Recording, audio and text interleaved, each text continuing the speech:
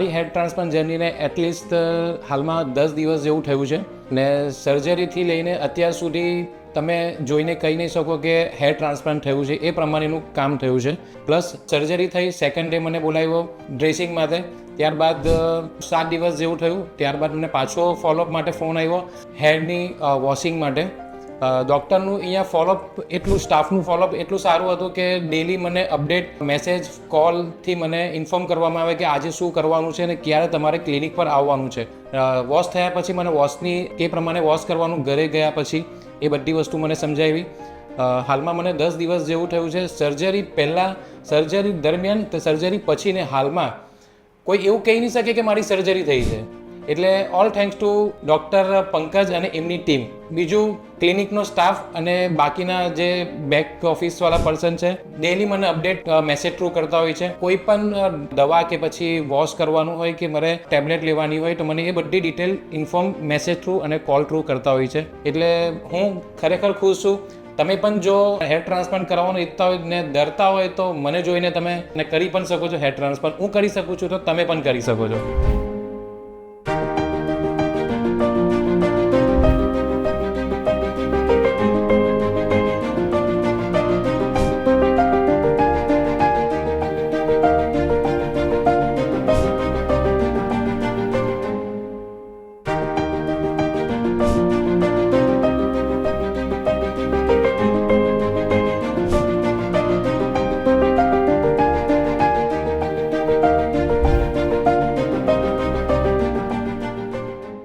સર્જરીને મારા 2 મહિનો જેવું થયું છે ને તમે રિઝલ્ટ હાલમાં જોઈ શકો છો.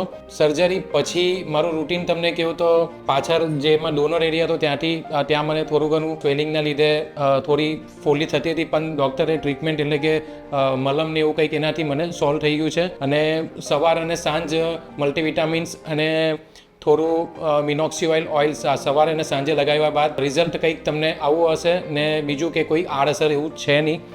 પ્લસ ખાવાની રૂટીનની વાત કરું તો ત્યારબાદ મને કોઈ પરેજી ડૉક્ટરે કીધું નથી.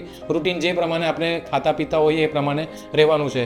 હા, ખાસ ધ્યાન રાખવાનું છે કે કંઈ પણ પ્રોબ્લેમ આવે તો ડૉક્ટરને આપણે ઇન્ફોર્મ કરવાનું, જેનાથી તાત્કાલિક એનું નિરાકરણ આવે. પ્લસ આપણે ડ્રાઇવિંગ કરતા હોઈએ તો હેલ્મેટ પહેરતા હોઈએ તો થોડું કોટન કપડો લગાવીને આપણે રાઇડ કરવી જોઈએ, જેનાથી હેરફોલ કે કંઈક પ્રોબ્લેમ આગળ નહીં આવે ને ઇન્ફેક્શન ન થાય. પ્રોફેશનની વાત કરું તો માર્કેટિંગ ફિલ્ડમાં છું, તો મારે રૂટીન ડેલી બહાર ફરવાનું હોય છે, ગાડીમાં કે ગાડી પર. તો પણ સનલાઇટના લીધે પણ કોઈ એવી આડઅસર થઈ નથી. નોર્મલ જે પ્રમાણે પહેલે વર્ક કરતો હતો અત્યારે પણ એ જ પ્રમાણે હું કામ કરી શકું છું. એટલે કોઈ ઇસ્યુ થયો નથી અત્યાર સુધી ને સારું છે. બીજું કોઈ પ્રોબ્લેમ આવ્યો નથી. હા, થોડું બાલ કેવું છે કે હાલમાં પીરિયડ છે, મારો હેર થોડા જે ડેડ સ્કિન છે એનાથી નીકળતા હોય છે, પણ એટલું બધું પણ નથી, નોર્મલ છે. ટ્રીટમેન્ટ ચાલે છે એટલે કોઈ પ્રોબ્લેમ આવ્યો નથી.